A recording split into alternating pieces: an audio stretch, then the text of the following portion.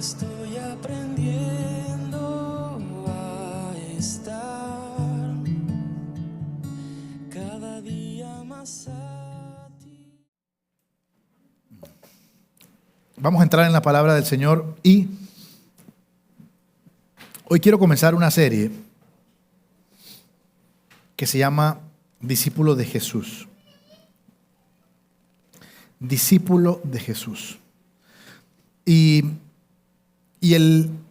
la visión o el propósito de la serie es conocer el corazón de Jesucristo a través de la vida de sus discípulos, de sus 12 discípulos. O sea que evidentemente son 12 capítulos. Bien, quisiera que me acompañen primero en Mateo 4, verso 19. Este es el propósito principal, el llamamiento, como que la visión que Jesús tiene sobre el llamamiento de cada uno de sus discípulos, y es la misma visión que tiene para nuestro llamamiento. Dice, síganme y los haré pescadores de hombres. ¿Qué quiere decir eso? No podemos ser pescadores de hombres por nuestra propia cuenta. Eso es lo primero. Quien nos transforma en pescadores de hombres, en testigos de Jesucristo, es el mismo Jesucristo. 2, ¿cuál es el camino más corto para que Jesucristo me transforme en un pescador de hombres? Seguirle. Va en ese orden. Sígueme y yo haré de ti. Tú no te puedes transformar a ti solo. Tú no te puedes sanar a ti mismo. Tú no te puedes restaurar, ni empoderar, ni enseñar a ti mismo. Es Él el autor y el consumador de nuestra fe. Cuando Jesús caminaba por las orillas del mar de Galilea, siendo el único rabí que bajó del cielo, en la tierra había muchos rabís.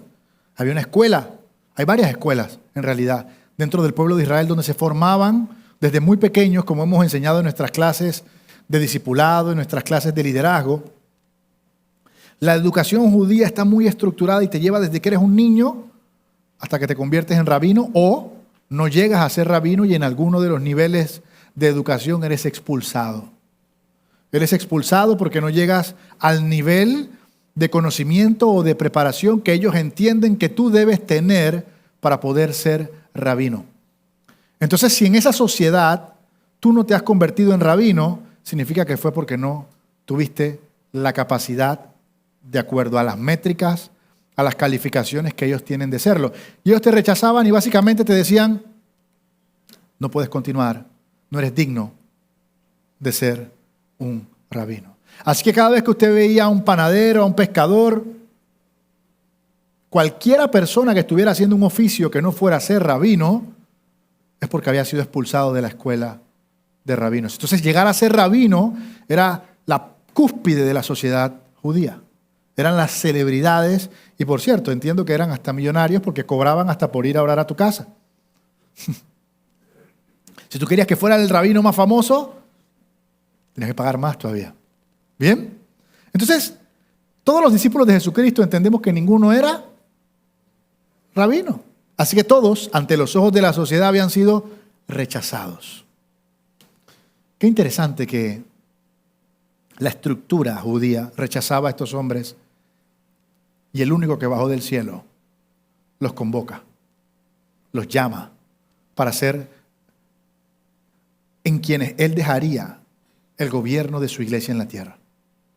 Cuando Jesucristo caminaba por el mar de Galilea, llamó a hombres comunes, como usted y como yo. Él no estaba buscando gente preparada, Él estaba buscando gente que estuviera dispuesta. Él estaba buscando gente que estuviera dispuesta. Son 12 hombres, 12 historias distintas, 12 pasados, 12 corazones, 12 encuentros distintos con el Señor. Cada uno de ellos, a pesar de tener una experiencia distinta de la vida, tenía el mismo llamado: caminar junto al Maestro hasta parecerse a Él. Nuestro Señor Jesucristo los llamó siguiendo la voluntad del Padre. Nuestro Señor Jesucristo los corrigió en amor. los formó con paciencia y luego los envió con poder.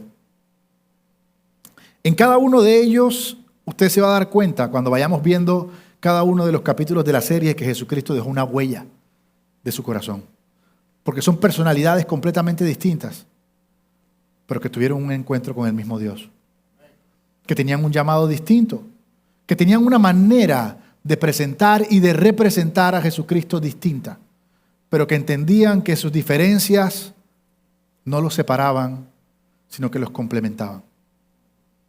Algo que a veces falta en nuestra iglesia, ¿cierto?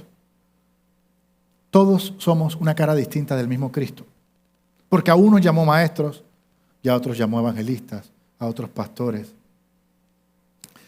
A veces cuando tú ves a un evangelista, el evangelista está obsesionado con las almas. Y normalmente no tiene ni idea de finanzas, ni de riesgos, ni de nada. Él lo que quiere es almas. ¿Cierto? Cuando tú hablas con un maestro, tú pones la misma conversación a un maestro con un evangelista, y el maestro dice, sí, pero tienes que decir lo que dice aquí. El evangelista dice, pero es que esa persona necesita a Jesús. Sí, pero necesita a este Jesús. Y si metes al pastor dentro de la película, se está formando como un chiste. Estaba un pastor con una... El pastor dice, sí, pero ¿qué vamos a hacer con ellos? El evangelista está preocupado por traerlos, el pastor está preocupado por cuidarlos para que crezcan sanos y fuertes. Y a veces tienen posiciones encontradas. El pastor no quiere, este pastor no está por las almas. ¿Tú crees?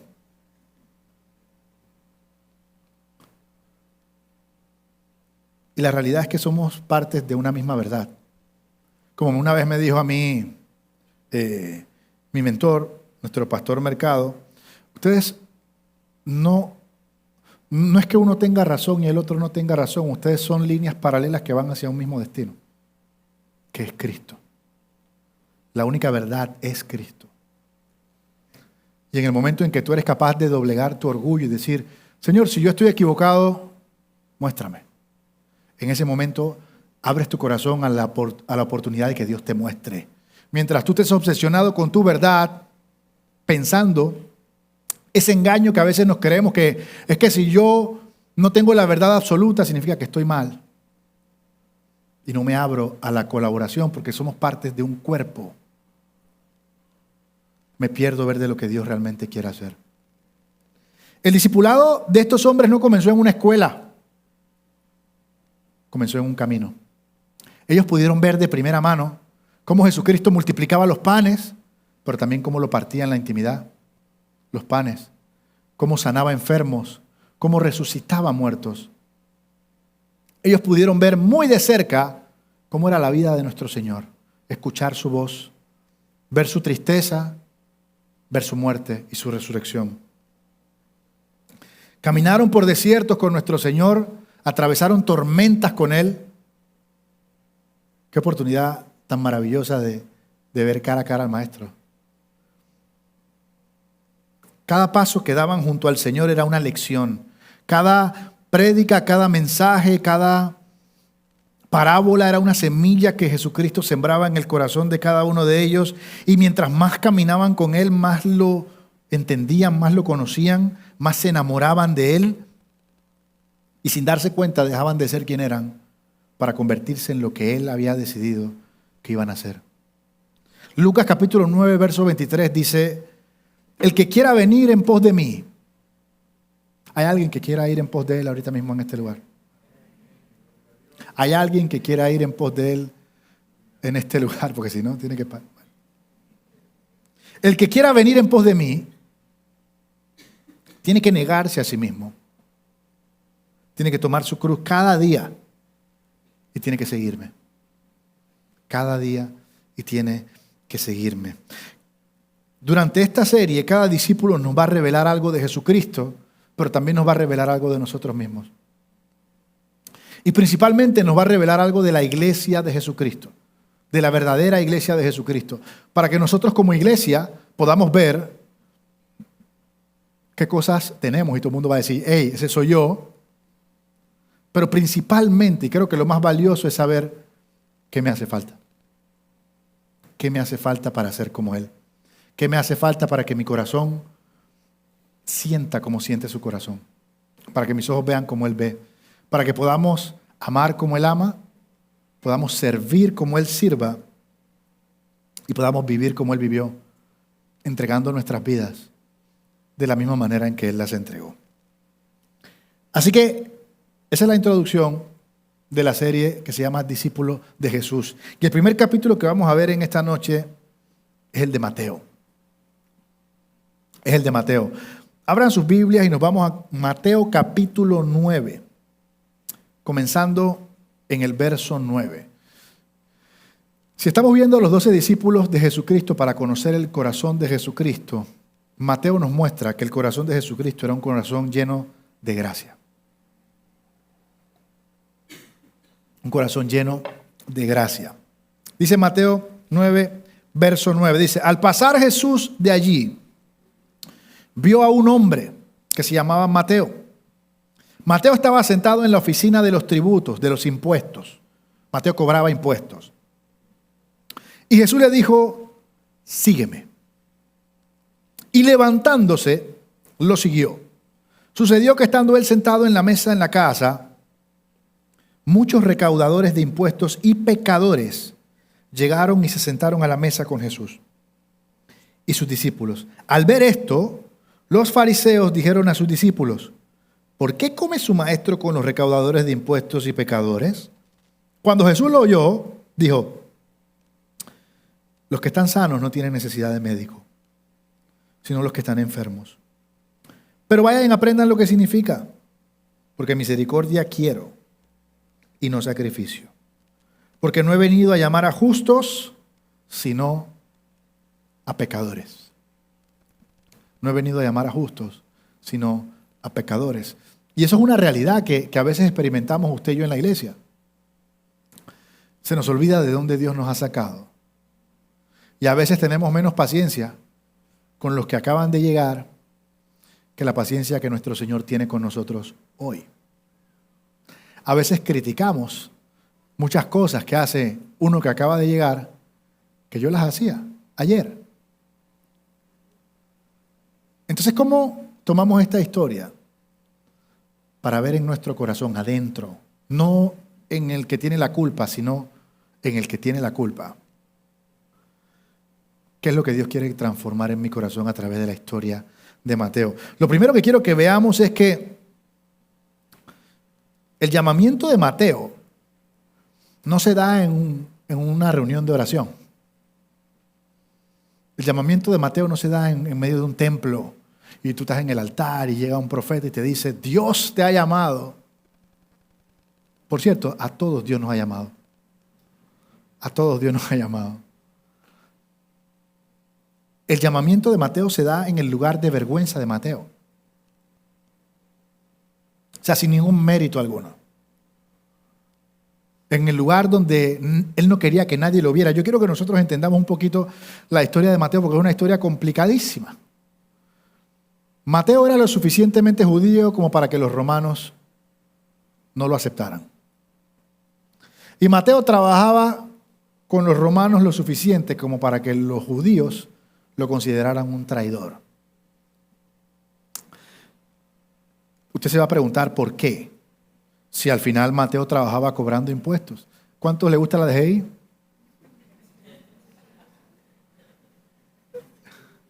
Ahora, nosotros no tenemos razón, ellos sí. Porque la DGI hace que se aplique la ley cuando quiere. Pero en el caso de los publicanos de esa época, los que estaban puestos en estas posiciones de cobrar impuestos aprovechaban, suena familiar, ¿eh? Aprovechaban que estaban en esas posiciones para robar. En vez de cobrar la tasa que tenía que ser, cobraban más. Y eran tipos llenos y rellenos de plata. Pero imagínense, Mateo era odiado por los romanos y odiado por los judíos. Una situación muy complicada. Era un insulto. Sus familiares, sus padres, lo tenían abandonado, distanciado. Era un traidor para el pueblo judío. Entonces, Mateo no era que a él le encantaba mucho su situación y su circunstancia, pero Jesucristo va al encuentro de Mateo en ese lugar de vergüenza donde él se encuentra, en ese lugar de rechazo. La palabra del Señor nos enseña que la oveja perdida se pierde por su propia voluntad. Nadie la deja sola. Ella decide ir por el camino distinto por donde va el buen pastor. Pero a pesar de eso, el buen pastor deja a las 99 ovejas y va por ella. Y dice la palabra de Dios que no descansa hasta que la encuentra. Y cuando la encuentra, en vez de reclamarle directamente por qué te desviaste, en qué estás pensando, tú no sabes los riesgos que corres, porque por cierto, una oveja si hay un animal que es incapaz de sobrevivir solo, es una oveja. Yo no sé si usted ha visto videos de ovejas. La oveja cuando se voltea no se puede virar. Si queda una oveja boca arriba en algún sitio, ella no tiene la capacidad de voltearse. Ahí se queda chillando hasta que la mate un animal. Porque por cierto, mientras más chilla, más llama a los animales. No tiene la capacidad. Usted se va a preguntar, ¿y por qué el Señor nos llama oveja? Pero el buen pastor dice que va hasta donde ella está. Acuérdese que nosotros fuimos los que ofendimos a Dios. Nosotros fuimos los que rechazamos el pacto que Dios nos había ofrecido. Y a pesar de ser Dios el ofendido, Él vino del cielo a la tierra por nosotros. Él dio el primer paso, no fuimos nosotros. Así que en ese lugar donde Mateo pensaría, me imagino en su mente, aquí voy a morir yo. Aquí me quedaré de viejo, sin familia, sin nación, sin nacionalidad, sin identidad. Lo que Mateo no sabía era que su nacionalidad no era de este mundo, que su ciudadanía era del cielo. Y que el mismo Hijo de Dios, hecho hombre, iba a pasar enfrente a su lugar de vergüenza, a su lugar de tristeza, a su lugar de soledad, y le iba a dar identidad, y le iba a dar propósito, y le iba a dar destino.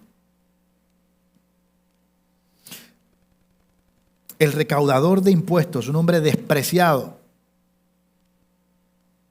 En la mesa donde muchos lo juzgaban, ahí rodeado, me imagino, de oro, de monedas, de libros para calcular. En ese lugar es que Cristo lo fue a buscar.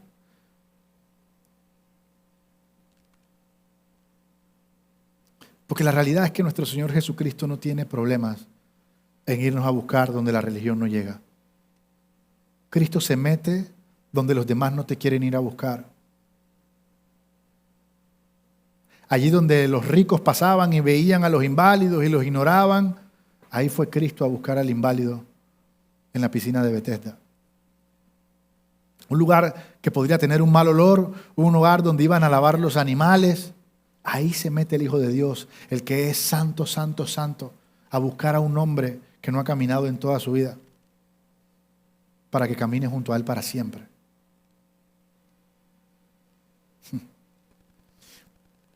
Una de las cosas que más me llama la atención es que la palabra de Dios dice que vio ahí a un hombre que se llamaba Mateo. Ahí no dice vio a un publicano, vio a un cobrador de impuestos, dice que vio a un hombre.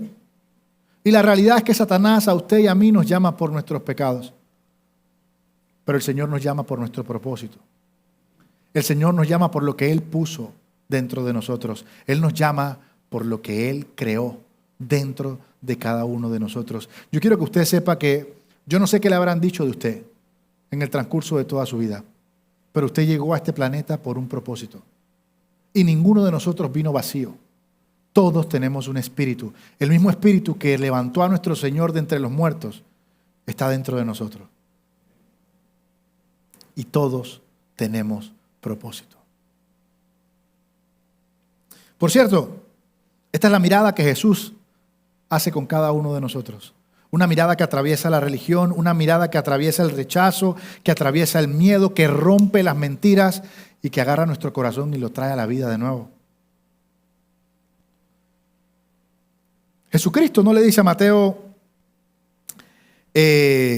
Mateo, ven, quiero que me acompañes porque te voy a ayudar a que te portes bien. Eso no es lo que Jesucristo le dice. Jesucristo no le dice, mira, te ofrezco una posición, un liderazgo en una iglesia para que ministres en la alabanza. No, no. Jesucristo lo invitó a dejarlo todo, porque cuando Jesús le dice, sígueme, le está diciendo a él, deja todo eso. Yo no sé si a lo mejor usted piensa que usted puede seguirlo a él sin dejar lo que tiene que dejar. La realidad es que usted nunca va a poder llegar al lugar donde Jesucristo te quiere llevar si no sales del lugar donde estás. Y la realidad es que nunca vas a poder recibir lo que Él te quiere dar si no quieres soltar lo que tienes en las manos. Cuando Jesús le dice, sígueme, no hay explicaciones, no hay motivaciones, no hay regalos. El regalo es Él. Jesús no le está diciendo, mira, ven que voy a ordenar tu vida, ven que te voy a dar un novio.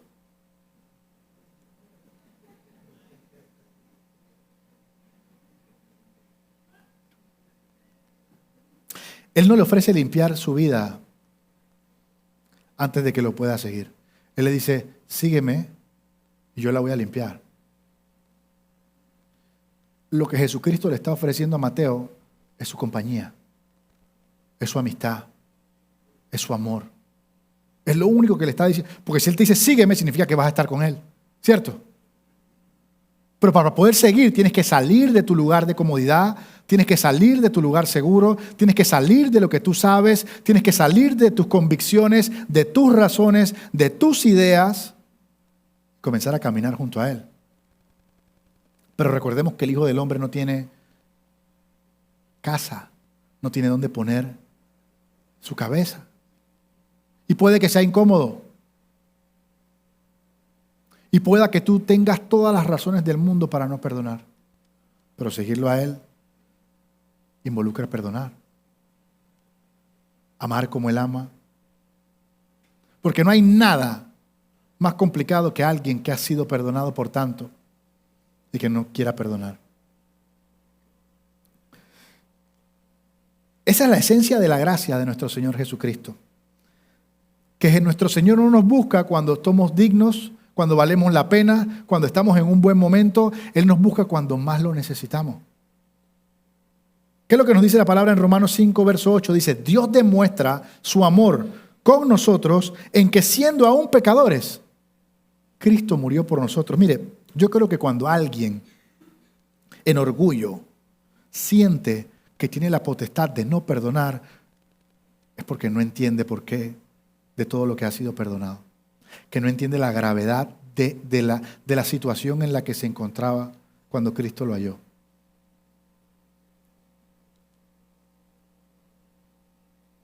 Cuando Jesús le dice a Mateo, sígueme, lo que le está diciendo es, Mateo, yo te estoy llamando, yo sé quién tú eres, yo conozco tu corazón y a pesar de eso yo te estoy llamando para que me sigas.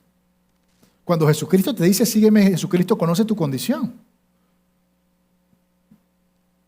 Pero de la misma manera Él sabe que no hay nada que te pueda separar de su amor. Y que no hay nada que su amor no pueda transformar. Que no hay nada que su palabra no pueda cambiar. Así que a pesar de lo que tú piensas que está mal en ti, que probablemente son muchísimas cosas más, igual que en mí, nuestro Señor nos llama y nos invita a seguirle. No porque lo merezcamos, no porque tengamos lo que se necesita para seguirle, sino por amor, sino porque es su voluntad, es su decisión y porque Él confía, Él cree en lo que el poder del Espíritu Santo puede hacer en cada uno de nosotros. ¿Qué hizo Mateo? Vamos a esperar un rato. A lo mejor eso no era conmigo. Mañana cuando me vuelva a montar en el elevador con esa persona, lo evangelizo.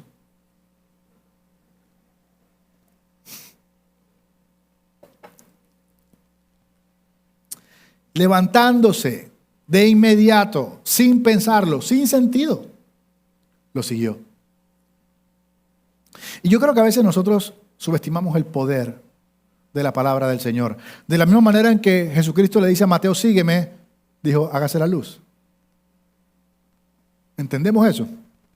Es la misma palabra, es la misma persona. Entonces, nosotros pensamos que eso es un proceso donde Mateo está decidiendo, ¿y qué pasa si me voy a quedar sin trabajo? Y la cosa está dura en Panamá, no hay empleo. ¿Cómo me voy a ir con este tipo que no lo conozco? No, Señor. Cuando Él le dice, sígueme, esa palabra está rompiendo cada parte de su corazón. Está rompiendo con todas las mentiras. Cuando Jesucristo habla a tu corazón, no es como cuando cualquier otra persona te habla. Cuando Jesucristo habla a tu corazón, ese corazón muerto vuelve a la vida. Cuando Jesucristo habla a tu corazón, las mentiras se caen, las estructuras, los argumentos dejan de tener sentido. Y el único sentido que tú encuentras en tu vida es seguirle. Es seguirle. Parece un milagro. Mateo no se paraba por nada, estaba contando plata. Pero inmediatamente se levanta y lo sigue. Por cierto, el acto de levantarse de ahí y seguirlo, no solamente es que se levantó de una mesa y le siguió, Él se levantó de su pasado. Él se levantó de su identidad. Como les mencionaba hace unos minutos, se levantó de todo lo que conocía, de todo lo que le daba confianza, de todas las cosas sobre las cuales Él se levantaba cada día y decía, hey, yo estoy tranquilo. Y la pregunta que yo te hago hoy es, ¿sobre qué cosas está construida tu confianza? Hay personas que su confianza está construida sobre su trabajo, ¿verdad? Me va bien en el trabajo, le caigo bien a mi jefe, yo estoy aquí, me puedo jubilar. Y casi que puedes dibujar 40 años de tranquilidad. Hay personas que tristemente piensan que su confianza está en el gobierno. Hay personas que confían en lo que saben o en lo que tienen. ¿Cuánto se requeriría para que tú te levantes y dejes todo lo que tienes? Deja a tu parentela, así como Abraham, y sigas a Jesucristo. Y a lo mejor tú piensas de que eso es complicado, pastor. Para mí es complicado. Y la distancia que hay entre lo fácil que es y lo complicado que es cuánto conoces a Jesucristo. Porque la palabra de Dios dice que Él es el tesoro escondido, que un hombre encontró y que vendió todo para comprar la tierra donde estaba ese tesoro. Y yo creo que esa es una pregunta que nosotros nos tenemos que hacer todo el tiempo. No porque yo lo diga aquí un miércoles, sino porque usted debe tener esa hambre de que si la Biblia dice que Él es el tesoro escondido y habla todo lo que dice de Él, y yo en mi corazón todavía no lo creo, yo quiero que el Espíritu Santo me ayude a creerlo. Porque la vida es completamente distinta cuando yo creo lo que dice aquí.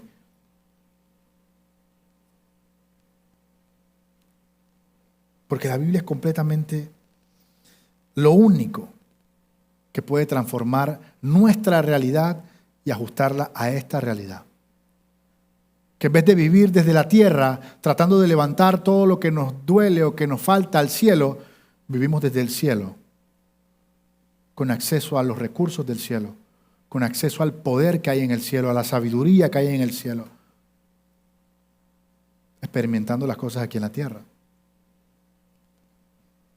Mire, el discipulado, el verdadero discipulado comienza con una decisión de levantarse.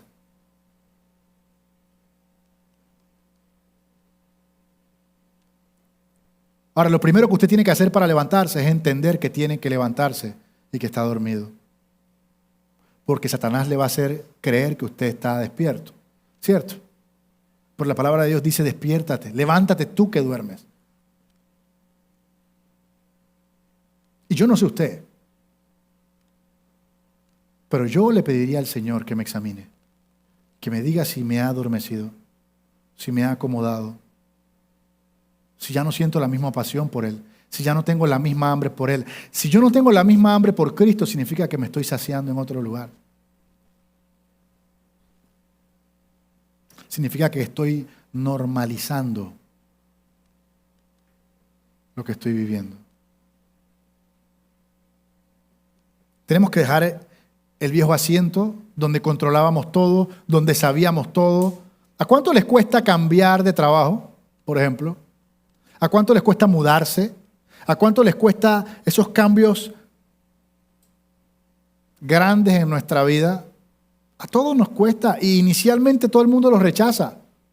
A veces podemos rechazar hasta un buen trabajo porque no queremos cambiar de trabajo, no queremos comenzar de nuevo, no queremos conocer nuevamente, no queremos ni siquiera cambiar la ruta de ir al trabajo.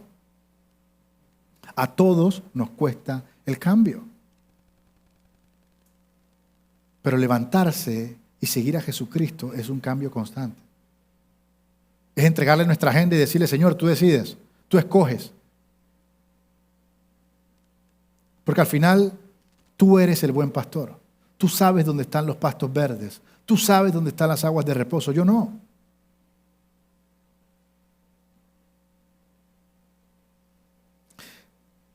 Tenemos que dejar el asiento donde sentimos que estamos en control y darle el control al que lo controla todo. Y darle el control al que lo controla todo. El hombre que vivía cobrando plata de los demás, encontró el más grande tesoro que hay en la vida, que es el amor de Jesucristo.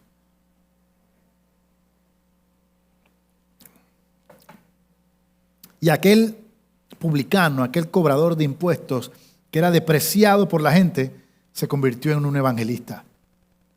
A tal punto que es el que escribe el primer libro que tiene el Nuevo Testamento. Imagínense. Pasó de contar plata, de contar números, a contar la historia de Jesucristo. En un evangelio que usted y yo, espero en Dios, hemos leído muchas veces. Y que comienza ¿cómo? Contando. Este es el hijo de no sé quién. ¡Ay, mi madre! ¿Ah? Genealogía de Jesucristo. ¿Sabe qué es una de las cosas más interesantes? Que Mateo pasa de ser un publicano, de ser detestado, de ser rechazado, y la siguiente escena dice que está en su casa con Cristo y hay pecadores y hay publicanos. O sea, aquel que recibió la gracia ahora es el principal en extender la gracia, en darle gracia a los demás. Y eso es algo muy importante porque cuando tú sientes en tu corazón lo que hace el perdón, lo que hace la gracia de Jesucristo, tú sientes esa carga. Por eso que Pablo decía, yo soy deudor de todos ustedes, porque lo que Dios ha hecho en mi corazón, lo que ha hecho la gracia de Jesucristo en mi corazón, el perdón de Dios dentro de mí, yo no me lo puedo quedar. ¿Ah? Usted reconoce a alguien que se está metiendo con Jesucristo porque no se puede quedar callado. Tiene que compartir al Señor. Tiene que hablar del Señor. Porque esto es tan grande, familia. Usted no se lo puede quedar. Usted no se lo puede quedar. Y si Cristo realmente gobierna en tu corazón, Él no va a permitir que tú te lo quedes. Porque Él vino hasta acá para comunicarlo, para que el mundo crea, para que todos sepan. Mire, es interesante cómo la gracia en el corazón de Mateo abre espacio para toda esta gente. Que por cierto, todos que son rechazados, pecadores, rechazados de la sociedad. A usted, mire, yo le voy a decir algo. A usted no le preocupe que usted sea un rechazado de la sociedad. Porque hace mucho que la sociedad es suciedad. Y nosotros no somos de este lugar. Usted tiene que aprender a sentirse cómodo siendo diferente. Lo van a llamar de muchas maneras, lo van a juzgar, lo van a señalar, pero cuando las papas están hirviendo, al que llaman es a usted. Porque el mundo sabe que Dios es real. No es que el mundo no sabe, el mundo sabe. Mire, los fariseos le comienzan a preguntar, ¿por qué come con pecadores? Y Jesús le responde, los sanos no tienen necesidad de médico, solamente los enfermos. Y usted sabe que esta iglesia no es un museo de santos, aquí nadie es perfecto. Esto es un hospital de pecadores. Todos estamos en distintos procesos, todos seguimos siendo formados, nadie es un producto terminado, todos estamos en las manos del alfarero y todos vamos al mismo destino.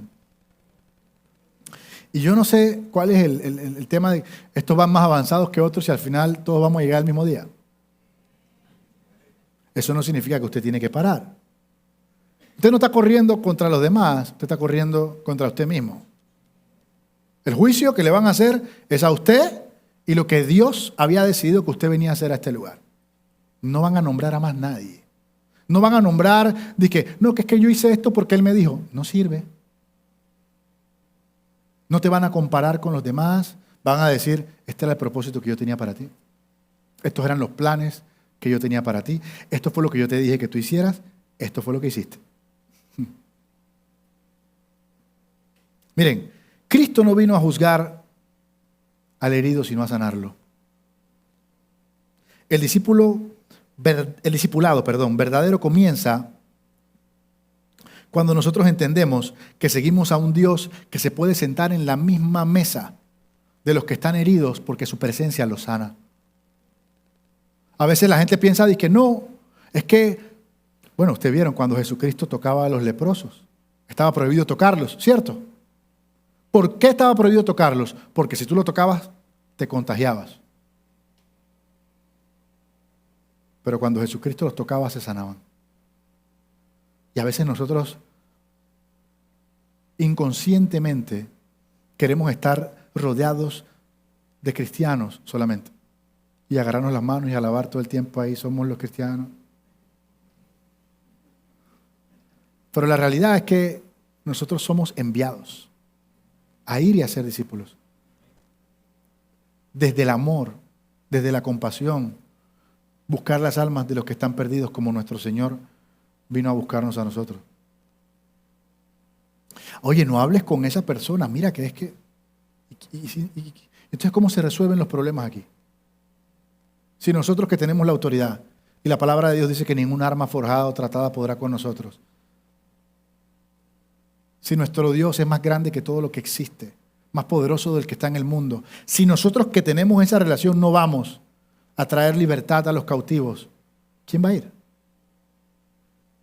Ahora que te salvaron, ahora que han restaurado tu matrimonio, ahora que ya no eres lo que eras, ahora tú no quieres ir. Esa es la iglesia equivocada. No es la iglesia de la gracia.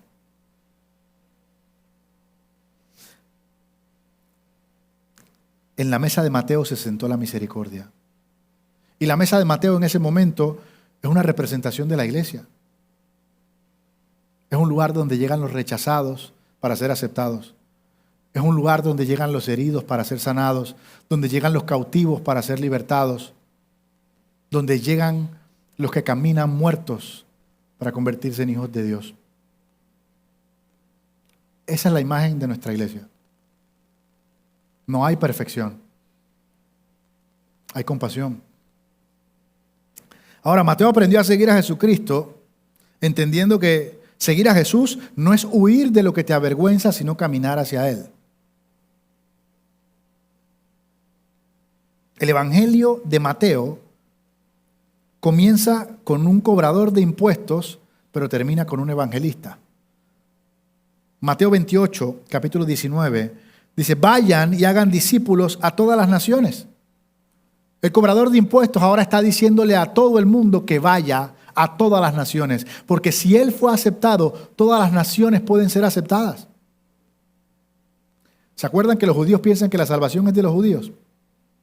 Aquí tienes un judío que ha sido salvado por Jesucristo, que ha sido restaurado por Jesucristo, diciéndole a la iglesia que vayamos, no solamente a los judíos, a todas las naciones. El primero que fue llamado se convirtió en el que más habló del llamado. El que fue alcanzado por la gracia se dedicó a alcanzar a los demás a través de la gracia. Miren, la historia de Mateo nos enseña que Jesucristo no está impresionado por nuestro pasado. Jesucristo conoce nuestro pasado. Y no solo conoce nuestro pasado, conoce todos los pecados que vamos a cometer de aquí hasta que nos muramos, o hasta que Él venga. Y aún así nos está llamando. La historia de Mateo nos muestra que la gracia no ignora el pecado, sino que redime el pecado. Nos muestra que el corazón de Jesucristo es un corazón lleno de gracia y que en su corazón siempre hay un lugar para aquellos que el mundo ha descartado.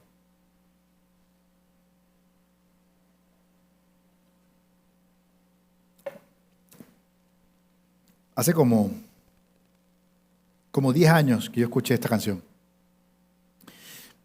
y es una canción que habla específica y exclusivamente de la gracia. Habla la historia habla de lo que el Padre hizo, de lo que Jesucristo hizo y de lo que el Espíritu Santo hizo para que usted y yo fuéramos alcanzados por la gracia. Dice así: yo era un huérfano, estaba perdido en la caída. Yo huía cuando escuchaba la voz del Señor llamándome. Pero Padre, a pesar de todas estas cosas, tú cumpliste tu voluntad en mí. Yo no tenía ningún tipo de justicia, no tenía ningún mérito, no podía hacer absolutamente nada, no tenía derecho de acercarme a tu trono. Pero en amor, antes de que establecieras la fundación del mundo, me predestinaste para ser adoptado como tu hijo. Papá, me has elevado tan alto, muy por encima de lo que creo que soy. Y la verdad es que soy hijo de Dios por gracia y solo por gracia. Señor, tú dejaste tu lugar, tú dejaste tu hogar para buscar a los perdidos.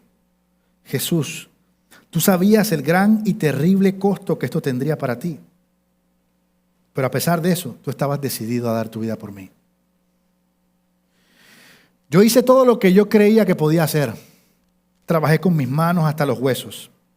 Pero nada de lo que hice pudo comprar el perdón por mis pecados. Jesús, quien pagó por mi deuda, fuiste tú. Gracias a tu sangre tengo redención y salvación. Tú moriste para que yo cosechara lo que tú sembraste y resucitaste para que yo fuera una nueva creación. Jesús, gracias a ti he nacido de nuevo por gracia y solo por gracia. Yo viví en tinieblas toda mi vida. Yo no era capaz de distinguir el día de la noche. Pero Espíritu Santo, tú me hiciste ver. Yo juraba que conocía el camino. Tenía la cabeza llena de pensamientos, llena de ideas. Solo creía en mi entendimiento. Era una cabeza llena de piedras y un corazón de roca.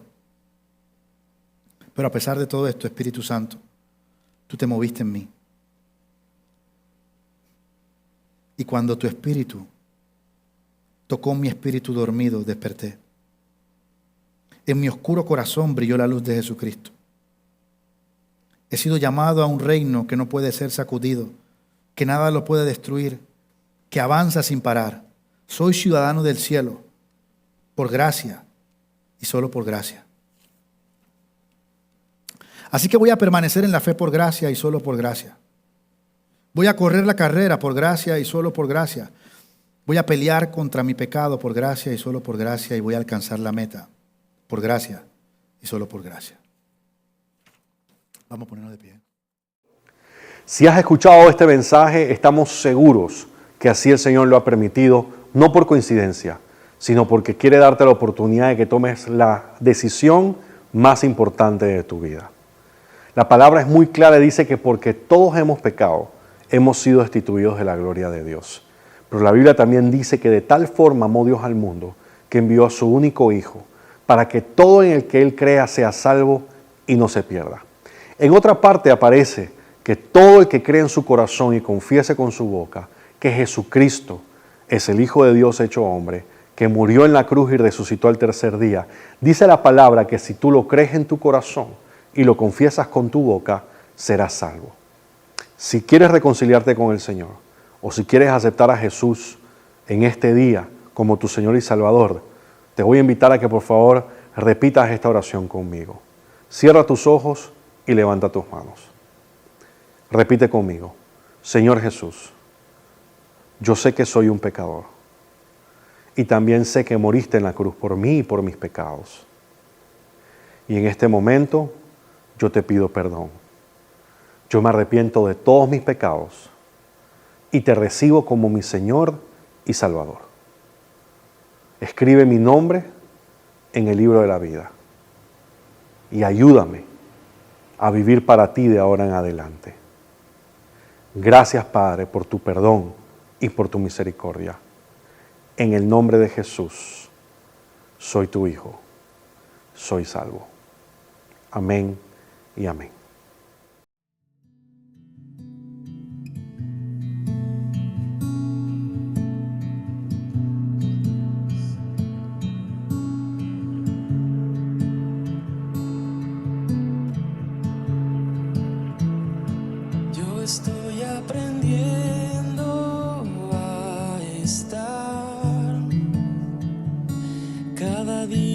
satisfecho en